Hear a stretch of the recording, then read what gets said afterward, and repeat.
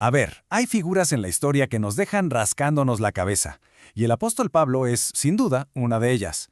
Por casi 2000 años sus escritos sobre la ley han sido un verdadero rompecabezas. A veces suena como su fan número uno, y otras como su crítico más duro. ¿Cómo es posible? Bueno, pues hoy vamos a entrarle a este enigma y a tratar de descifrar qué es lo que realmente nos quiso decir. Para empezar a resolver este misterio, primero hay que poner el problema sobre la mesa, ¿no? Pablo, que es una figura clave, central en el cristianismo primitivo, parece que tenía ideas, pues, totalmente opuestas sobre la ley. La pregunta del millón es esta, y vaya que ha puesto a pensar a muchísima gente por siglos. ¿Pablo estaba a favor o en contra de la ley? Y lo más curioso es que si uno lee sus cartas, parece que la respuesta es las dos. ¿Cómo? Chequen esto. Por un lado, en su carta a los romanos, Pablo dice con todas sus letras que la ley es santa, justa y buena. Clarísimo. Pero luego, en Gálatas, suelta esta otra bomba, que nadie se salva, nadie es justificado por las obras de la ley. Entonces, ¿qué pasó aquí? ¿Se contradecía? Aquí es donde empieza nuestro trabajo de detectives. Ok, primera pista para resolver esto. Y les adelanto, no está en el griego que Pablo escribía, sino en el hebreo que Pablo pensaba. Tenemos que irnos a la palabra original.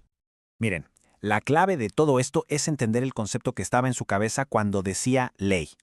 Pablo, con toda su formación como fariseo, no pensaba en ley como, digamos, un abogado romano. No, él pensaba como un judío de su época. La palabra en la que él pensaba era Torá. Y aquí viene lo interesante. La raíz de esta palabra, yará, no significa imponer reglas ni nada por el estilo. Significa enseñar, guiar, señalar el camino. O sea, en su corazón, la Torá es una guía divina, no un simple código legal. Entonces, para la gente de la época de Pablo, la Torá era muchísimo más que una lista de qué hacer y qué no hacer. Era la instrucción directa de Dios, una guía espiritual, un mapa para vivir de acuerdo con la voluntad divina. Era sabiduría pura. Ahora sí, vamos con la segunda pista. Y aquí es donde la cosa se pone un poquito más compleja. Pero también es donde todo empieza a tener sentido. El culpable, o más bien la clave, es una traducción que se hizo siglos antes de que Pablo naciera. Vámonos a Alejandría. Imaginen la escena. Un grupo de sabios judíos se pone a traducir las escrituras hebreas al griego, que era el idioma que todo el mundo hablaba en ese entonces. Esa versión, la famosa Septuaginta, fue la que Pablo y los primeros cristianos leían. Y aquí, justo aquí, está el giro de la trama. Para traducir Torá, escogieron la palabra griega nomos. El problema es que nomos viene de una raíz que significa distribuir, asignar, y se usaba para hablar de reglas, de normas sociales. Así, sin querer, el significado se fue moviendo. De ser una guía para aprender a vivir, pasó a sonar más como una regla estática. ¿Ven la diferencia? Es sutil, pero gigante. Ok, ya tenemos el idioma. Tercera pista, el ambiente, el mundo de ideas en el que Pablo creció. Porque la idea de la ley en ese entonces no era nada simple, al contrario, era increíblemente rica y sofisticada. El judaísmo de esa época era un verdadero hervidero de ideas sobre la Torá. Libros como el de Sirácida, el de los jubileos, los rollos del Mar Muerto, todos nos muestran que había un montón de interpretaciones, debates y reflexiones. No había una sola visión, había muchas. Y Pablo nació y creció justo en medio de toda esa efervescencia intelectual. O sea que para ellos, la Torá no era solo un libro de reglas. ¡Para nada! Era vista como la sabiduría de Dios hecha palabra, casi como el plano con el que se había diseñado el universo, o como la bandera que identificaba a la comunidad justa.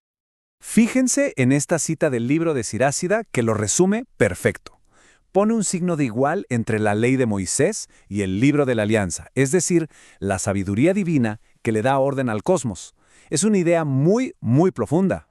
Listo, ya tenemos todas las piezas. El verdadero significado de Torá, el cambio que sufrió al traducirse como nomos y el mundo de ideas tan rico en el que vivía Pablo. Con esto en mente, ahora sí podemos armar el rompecabezas. Y aquí está la solución, el meollo de todo el asunto. Pablo no se contradecía.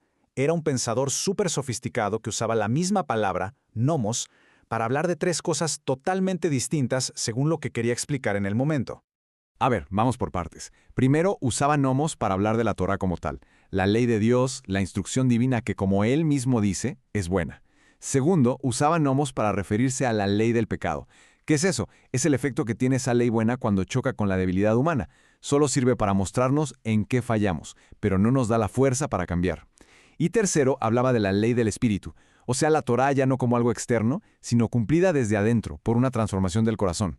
Y el propio Pablo nos lo pone en bandeja de plata. En Romanos, él hace esta distinción clarísima entre dos leyes. La del Espíritu, que libera y da vida, y la del pecado, que lleva a la muerte. No está tirando la Torá a la basura, para nada. La está reinterpretando de una forma completamente nueva y radical. Y bueno, ¿por qué es tan importante entender todo esto? Pues porque no es solo un dato curioso para historiadores. Esto cambia por completo la forma en que vemos la historia de las religiones y hasta las raíces de nuestro pensamiento. Miren, cuando uno entiende que Pablo jugaba con estos tres significados de ley, se da cuenta de que él no estaba inventando una religión de la nada. Lo que estaba haciendo era dialogar con su propia herencia, con el judaísmo, y reinterpretarla. Esto nos muestra que hay una continuidad increíble entre ambas tradiciones y abre la puerta a un diálogo mucho, pero mucho más interesante y respetuoso. Entonces, para dejarlo súper claro, el pleito de Pablo no era contra la Torá, contra la instrucción divina. Era contra la idea de reducir esa guía tan profunda a una simple lista de reglas para acumular puntos, como si fuera un videojuego. Y claro, todo esto nos deja con una pregunta que da para pensar un buen rato. Si una palabra pero tan importante como ley, la hemos entendido a medias por tanto tiempo, ¿qué otras ideas, qué otros matices, qué otros tesoros del pensamiento antiguo se nos habrán perdido en la traducción, esperando a que alguien los redescubra?